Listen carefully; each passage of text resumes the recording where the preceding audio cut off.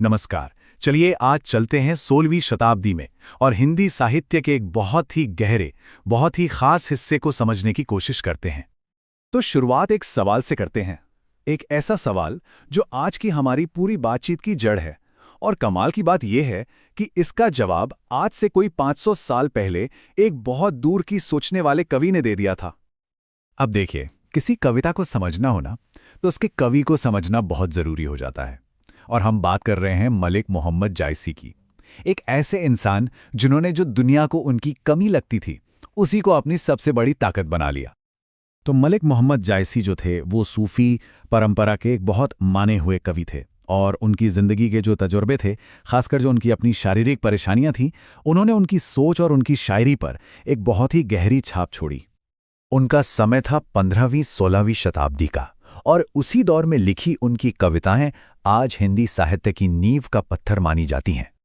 अब देखिए, जायसी अपना परिचय कैसे देते हैं, ये अपने आप में कमाल है।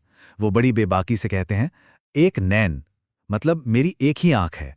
लेकिन अगले ही पल वो इसी बात को पलट देते हैं। कहते हैं कि यही एक आंख उनके गुणी होने का, उनकी खास नज़र का सबूत है। अच्छा, तो अब आते हैं पहले पद पर।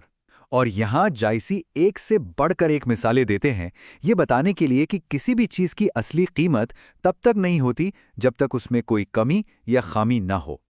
उनकी पहली मिसाल है चांद की। सोचिए, चांद में दाग तो है ना? पर क्या उस दाग से उसकी खूबसूरती कम होती है? नहीं, बल्कि उसकी पहचान तो उस रोशनी से है जो वो पूरी दुनिया में फैलाता है। तो यहाँ जायसी का नजरिया एकदम साफ है। वो कह रहे हैं कि जो कलंक है, जो कमी है, वो एक बड़े गुण के साथ ही आती है।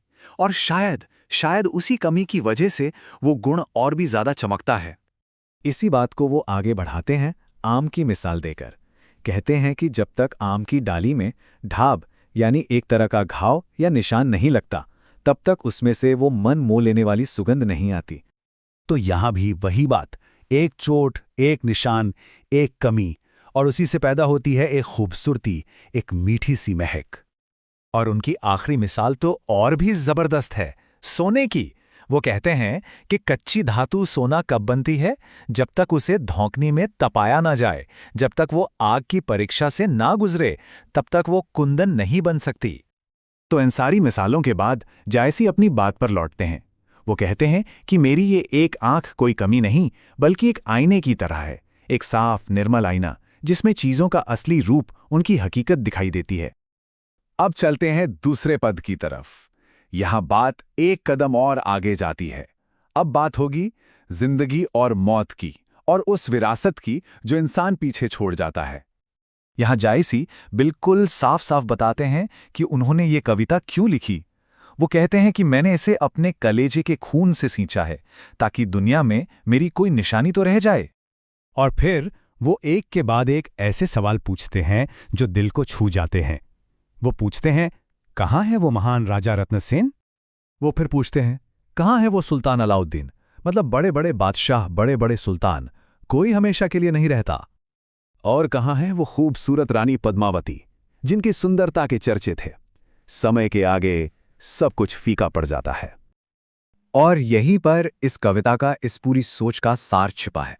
कोई न रहा जग, रही कहानी।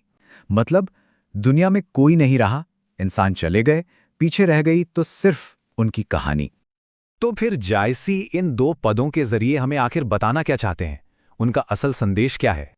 इसका जवाब इस एक खूबसूरत लाइन में है, फूल मरे पे मरे न बासु। मतलब फूल तो मुरझा जाता है, खत्म हो जाता है, पर उसकी खुशबू वो फिजा में रह जाती है। इंसान फूल की तरह है, और उसके काम, उसकी यादें, उसकी कहानी, वो उस खुशबू की तरह हैं जो कभी नहीं मरती। तो देखिए, जायसी अमर होने का एक रास्ता बता रहे हैं। इंसान तो चला जाता है, राजा, रानी, कवि सब, लेकिन उनके काम, उनकी कहानियां वो जिंदा रहती हैं। और कविता या कोई भी कला वो एक बर्तन की तरह है जो इन कहानियों को संभाल कर रखती है, आगे तक ले जाती है।